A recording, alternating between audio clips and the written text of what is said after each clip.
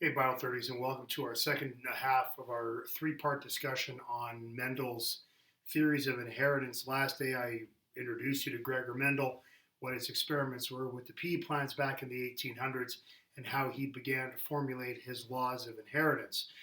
Um, in the discussion last time, I discussed types of inheritance, which were basically what we call complete dominance, where one allele or one gene is basically overpowering or dominating another gene, which is the recessive gene. Now, Mendel, in many ways, got lucky because when he chose his pea plants and he decided to choose his pea plants and he looked at 7 traits that each had 2 variations and one of which he found out was dominant over the other, he got lucky in that respect because at the time before Mendel's experiments, as you might remember, I said that people believe that if you had a parent that was a red parent, and then you had an orange parent, sorry, a red parent and a yellow parent, if they mated, the offspring would be orange. There would be a mixing of the genetic material or the mixing of traits, which Mendel discovered was not the case. That there were two distinctive packets of information that were coming in.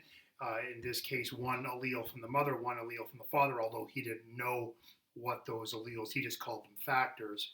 But each of them was distinctive, and he found that one of them would dominate over the other. So in the case of a recessive trait, you would require 2 copies of the recessive allele.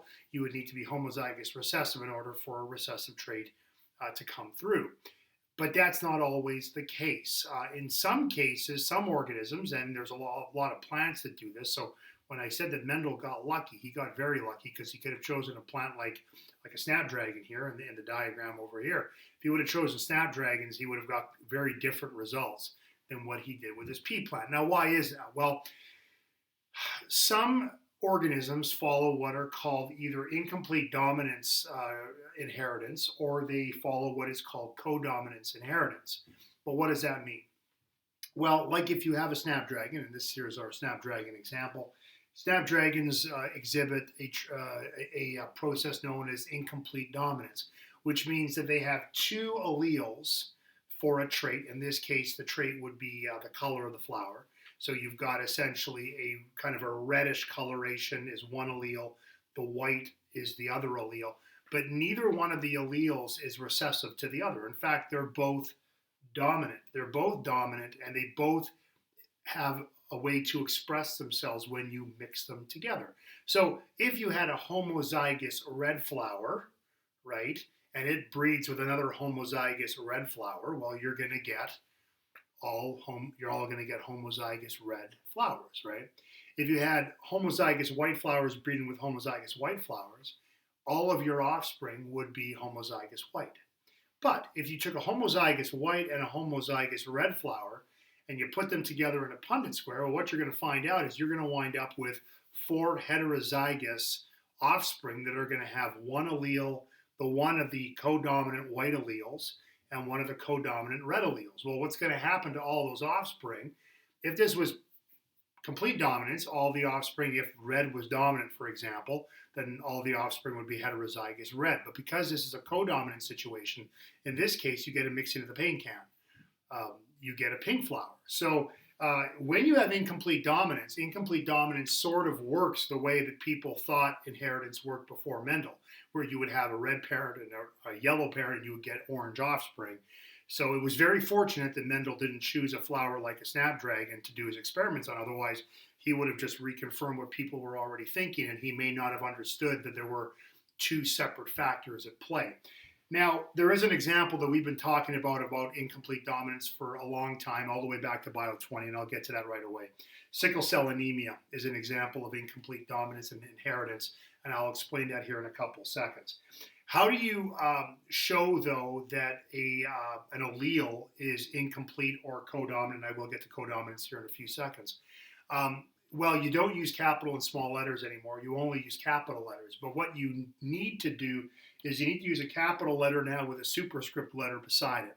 So in the case of these snapdragons that you see on the slide here, you've got 2 capital C's for both the alleles because they're both equally dominant to one another. So there's no indication that one's dominant to the other with a small letter. So you've got 2 capital C's to represent, in this case, color. And then the superscript is going to be also a capital letter, and it's going to represent what, in this case, what the color is. So I've got a CR allele, which would be my allele for red coloration. If I had the CW allele, the little W there, that's going to be the allele for white color. So, and again, you can have homozygous configurations like my plants in this case. You can see the plants here, and it's pretty much shown on the slide. If you show the slide here, I just got to bring this up here. You can see that on the slide that there are, in fact, there are three genotypes that are represented there. I've got CW, CW, CR, CR, and I've got CR, CW. So CW, CW is going to be, the phenotype will be white. CR, CR, the phenotype is going to be red. And in the case of my heterozygous mixing of the alleles, CR, CW or CW, CR, I'm going to get a flower that has a pink phenotype. Now, you also might remember that back when we talked about complete dominance, you had your geno and phenotype ratios. So, for example, and I'm just going to bring up the whiteboard here. If I had let's say I'll just do a quick Punnett Square. Let's say I've got a dominant versus recessive red versus white allele. Well, in that case, it would be capital C. Let's say I had a heterozygous. We'll say in this case, the capital C means red and little c means white. So this would be if, let's say I had the same traits, but they're being expressed differently. I'm going back to a complete dominant scenario here. So I'm going to take two heterozygous organisms, and I'm going to wind up with my Punnett Square that's going to look something like this. Well, what I'm going to wind up with is I'm going to wind up with my genotype ratio is going to be a 1 to 2 to 1 ratio. I'm going to have one that's homozygous dominant, two that are heterozygous, and one that is homozygous recessive. My phenotype ratios, however, are going to be 3 to 1 because these three genotypes up here are going to represent my dominant phenotype because this is now complete dominance, whereas my homozygous recessive would give me that one white offspring. So the thing I'm trying to get at here is my genotype ratio, which is 1 to 2 to 1, is different than my phenotype ratio, which is 3 to 1. That is no longer the case. If you're doing codominance or incomplete dominance, both the ratios now are the same. So if I take that flower, let's say I take that same scenario now, but it's going to be codominant. So I've got my CR for red, CW for white. And by the way, this is a great thing to do with your Punnett Squares. Always have like little legends so you know what the letters are. If I'm looking at your Punnett Squares, it makes it easier for me to know when you give a designation for the allele. It's always a good thing so that I can figure out what you're talking about. So in this case, let's take two heterozygous offspring, which by the way, we know if they're CR, CW, because they're incomplete, it's a mixing of the traits. So those flowers would be pink. These would be two pink flowers that have a heterozygous mix of incomplete dominant alleles. Well, what am I going to get with this heterozygous mixing? Well, I'm going to get that 1 to 2 to 1 rate. Sorry, that 1 to 2 to 1 ratio again. I'm going to wind up with a 1 to 2 to 1 ratio for my genotypes. I'm going to have one homozygous red. I'm going to have two heterozygous, and I'm going to have one homozygous white. When it comes to my phenotypes, though, the ratio is now going to be the same. There's not two phenotypes anymore. When you have incomplete and codominant scenarios, with complete and when you have complete dominance, there's only two phenotypes if there's only two alleles at play. With codominance and incomplete dominance, there's going to be three phenotypes, right? You're going to have, this is its own phenotype. So CR is going to be my one red. My heterozygous mixes are going to be my two pink flowers. And then my CW is going to be my one white flower. So it's important to note that with incomplete and codominance, the pheno and genotype ratios are going to be the same. You're not going to see that in a complete dominant scenario like I discussed in the last video. So that's sort of also a giveaway to kind of, give you some ideas as to how would I know, just by looking at the ratios, whether it's complete or incomplete dominance or whatever, or just what would the ratios be? In this case, heterozygous mixes are always going to give you, in a co or incomplete dominant scenario, they're always going to give you a 1 to 2 to 1 ratio if you have two heterozygotes that are reproducing to produce the offspring. So hopefully that does make some sense. Let's get back to an actual an example here that is actually incomplete dominance, and it's going to be sickle cell anemia, like I just talked about. Sickle cell anemia is again that disease that's a mutation in West Africa. We discussed it earlier this year when we discussed genetic mutations in the molecular genetics unit. I discussed sickle cell anemia last year in the circulatory unit. I discussed it last year when we talked about natural selection.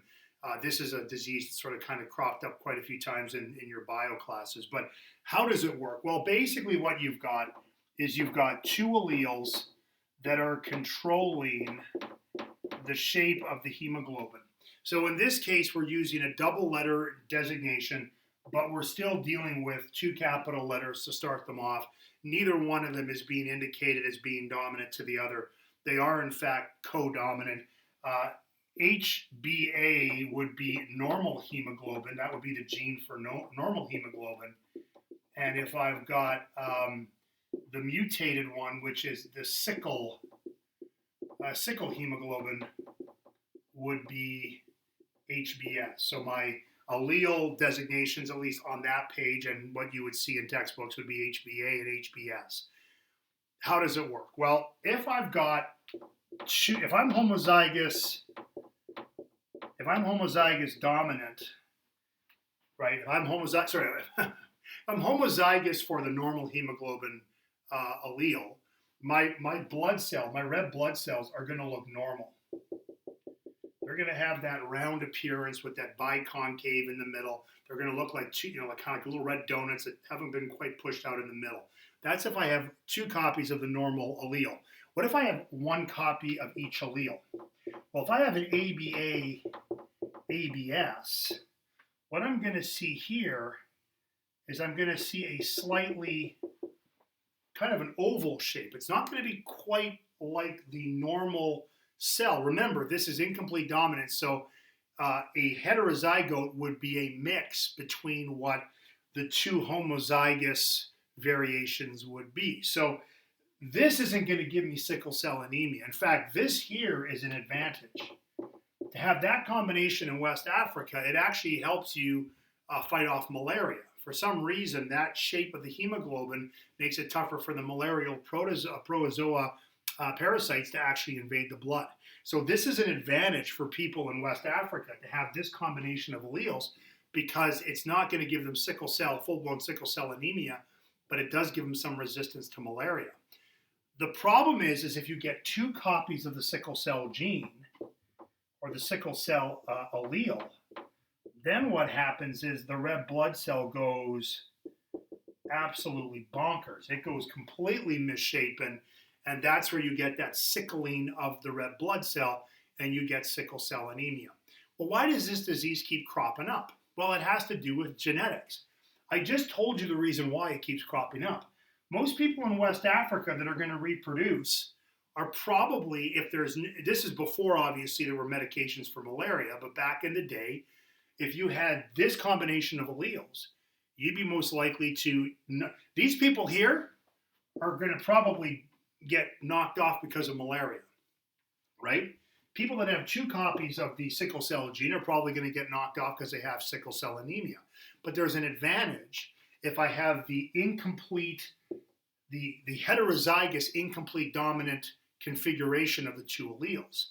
It's these individuals that are going to reproduce, and they're going to have babies. They're the most, again, it's natural selection, right? Biology. It's all about having sex and not dying. If you don't die, you can have sex, right? So these people are most likely, because of the advantage their alleles give them to fight off malaria, they're going to reproduce. Well, what does that look like in our Punnett Square? Well, you know what that looks like. It's a heterozygote with a heterozygote, right? If I plug that into my Punnett Square, I'm going to have HBA, HBS, HBA, HBS. Well, guess what I'm going to get? I don't have to fill this in. We just did an example of a heterozygote Punnett Square with a heterozygote. The ratio is going to be 1 to 2 to 1 for both my pheno and my genotypes, right? I'm going to have homozygous ABA. That's going to be a problem for malaria, so they're probably not going to maybe reproduce as frequently.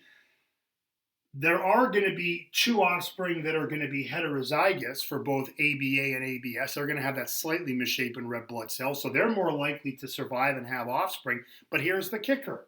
One of my 4 offspring is going to have ABS. There's my sickle cell offspring. So that's how that gene is allowed to thrive in populations, because as a heterozygous mix, that single allele was a benefit. 2 of them, though, which is that 1 in 4 chance because of genetics, is going to cause people to get sickle cell anemia. So that's basically how sort of sickle cell has basically been able to permeate itself through West African populations over the centuries after the initial mutation occurred, which we discussed earlier this year in the when we discussed mutations during molecular genetics unit. All right. Okay, so that's incomplete dominance. All right. So it's a blending of traits, 2 genes that are both sort of dominant to one. They're both equally dominant, and they're both going to they're going to both be expressed partially. They're going to be partially expressed, which blends the traits together. Codominance, on the other hand, is where I have 2 alleles. Again, they are equally dominant, but they both are going to get fully expressed. So again, now if I have a red and a yellow parent now, I'm not going to get orange offspring. I'm going to get offspring that are red and yellow. They're going to have both the alleles expressed, some kind of spotting. If you ever see an offspring with spotting, roan cows, roan horses, these are examples of codominance. Another great example of codominance is blood typing.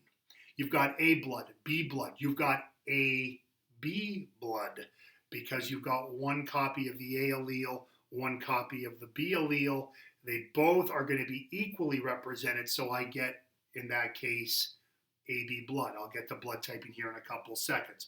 The example that's on the slide here is a great one. How do you get roan or spotted cows or horses? Well, in the case of this, you've got a homozygous red bull. It's going to have a CRCR genotype. You're going to breed that with a homozygous white cow or female. That's going to be a CWCW homozygous genotype.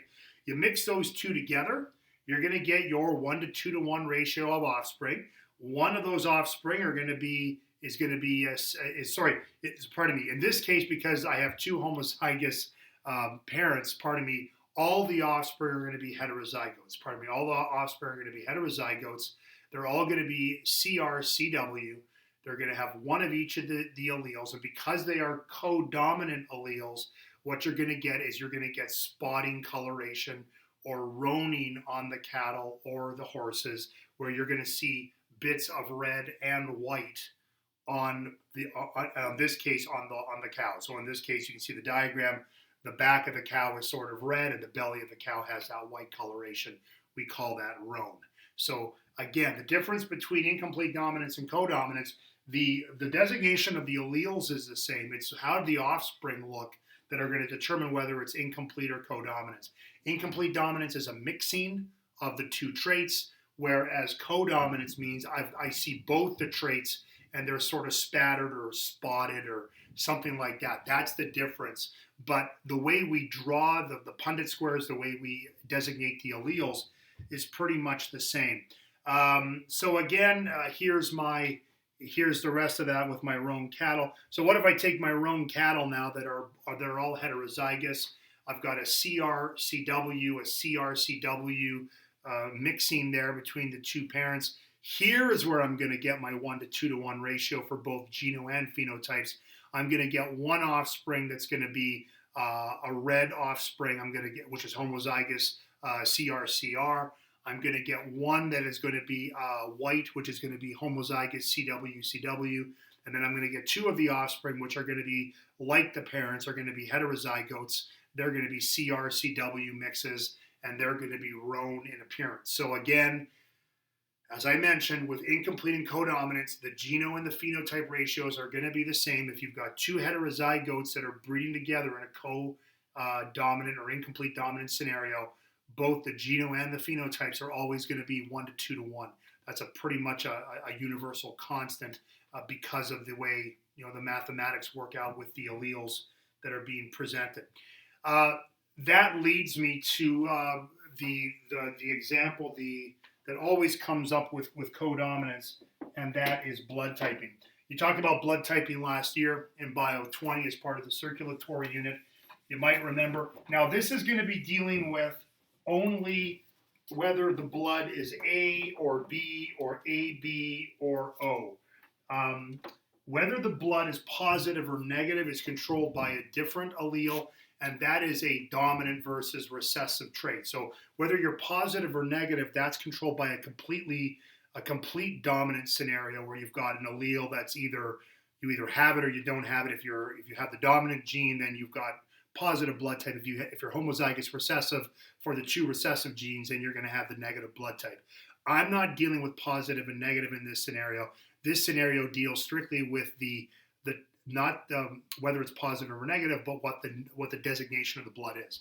Is it A? Is it B? Is it AB? Or is it O?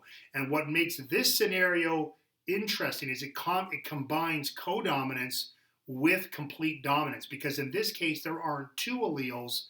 We're going to deal with three alleles, which is going to kind of mix the pot up a little bit. So what are the three alleles? Well, there's three alleles that you need to be aware of for blood typing. And there's going to be one that's capital IA, which means that I can see by the designation that it's blood type, and I know it's codominant. So this is going to give me an A antigen on my blood. If I've got the IB allele, that's going to give me the B antigen on my blood. These two alleles that I'm starring off are codominant to one another. And again, because they're indicated as such, two capital I's with the superscripts means that they're either codominant or they're incomplete dominant. But because it's blood typing, you should be familiar that blood typing is a codominant scenario. And then you've got a third allele, which is little I. And little I means no antigens.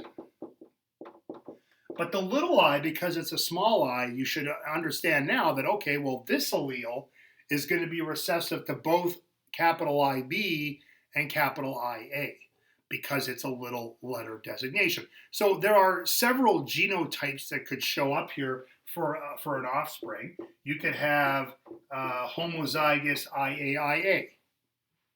Well, that's going to give you what blood type? That's going to give you blood type A, right? How about IBIB? That should give you what? Blood type B. You could also have a combination of IA and IB. Well, because IA and IB are codominant to one another, both the antigens are now going to show up on the blood. So now I'm going to get my blood type that is AB. Now, AB only has one genotype designation. The only way I can get AB blood is if I have an IA-IB combination. A blood and B blood have actually two genotype variations. They can be homozygous for IAIA or IBIB, or they can be heterozygous if you include the little I, because the little I is recessive to the capital IA or the capital IB. So in this case, you can have B blood and have the genotype. You can be heterozygous. You can have an IB allele and a little I allele. So there's actually two genotypes for both A blood and B blood. There's only one genotype for IAIB, which begs the last question: what if I have two small i's? Because that's the last genotype designation that's out there. Well, there is a blood type for that. If you have no antigens, then you've got O blood. So there you go. So here's what I'm going to get you to do. I want you to do this at home. Pause the video once I give you the instructions, and I'm going to get you to actually do the Punnett Square to see if you can actually figure this out. I want you to tell me the percentage of offspring. I've got a heterozygous B mother. Heterozygous B mother is going to have a child with a father who has O blood. Okay, mother is heterozygous for B. Father is O blood. Tell me how much of the give me the ratios of all the offspring. I want to know what percentages of the offspring are going to be what blood types. I want to know. Do a Punnett Square for me. Pause me right now. See if you can run it at home, and then we'll come back to the answer in about 2 seconds. Here's a Punnett Square. 2 seconds, literally. I said the mother was heterozygous B, so she's going to have the genotype capital I, B, little I. And the father I said was O. I didn't actually tell you what the genotype was, but because you know that O is only going to be little I, that's going to be my Punnett Square right there. I've got IB, little I, little I, little I. Well, if I look at this, it looks like I'm going to have a 50-50 split with my offspring. 50% of my offspring are going to be the B blood type, and then 50% of my offspring are going to be the O blood type. Here's another one. Give me the offspring of a mother that's AB and a father that is heterozygous A. Mother AB, father heterozygous A. Pause me if you need to. Coming down the line.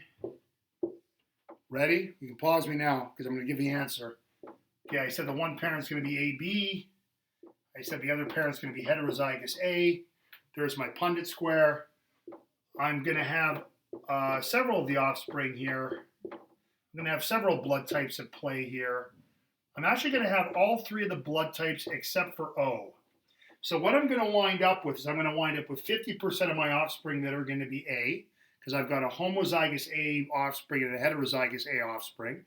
I've got 25% of the offspring are going to be AB, and 25% of the offspring are going to be B, are going to be heterozygous B. None of the offspring are going to be O. That's how you run the Punnett Square. So blood typing is kind of a cool one because it does sort of combine. It sort of combines the concept of codominance with the concept of complete dominance, which we discussed the other day. There's another example here in your notes if you want to try that one. And these are the ones that I use at home. Take a look at these and see if you can figure these ones out.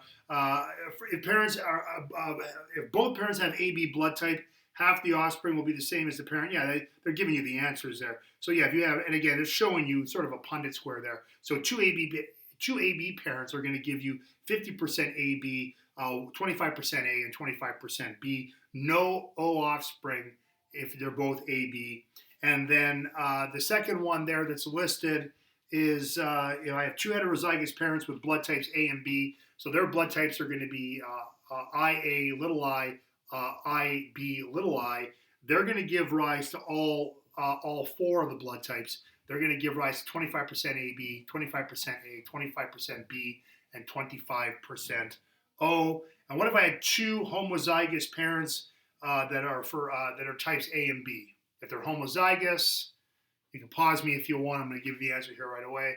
Well, if they're homozygous A and B, they're going to be IA to IB. That means all the offspring are going to be AB blood type.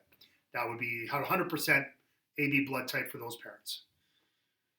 There you go. Hey, that's it for today. Done. For homework, another booklet's coming your way on Punnett Squares. Lots more Punnett Squares coming your way today. That's what this unit's all about. It's knowing your Punnett Squares. They're not going anywhere quick. Today's homework is going to be complete the booklet called Incomplete and Codominance for next day. Thanks for joining me. On my next video, I'm going to finish up my discussion on sort of Mendelian genetics, our part 3 discussion. The beauty is it's going to be very short. It's going to be sort of kind of an expansion on what we've done. So far, all we've discussed have been monohybrid crosses, which is a single trait that's being controlled by a single gene. What we're going to do next day is we're going to ramp up our Punnett squares. We're going to go from 4 square Punnett squares to 16 square Punnett squares when I discuss the concept of how do we run the numbers if we deal with 2 traits at the same time, which we call a dihybrid cross. That'll be my discussion for next day. Until then, thanks for tuning in, and don't forget, Punnett squares are your friends.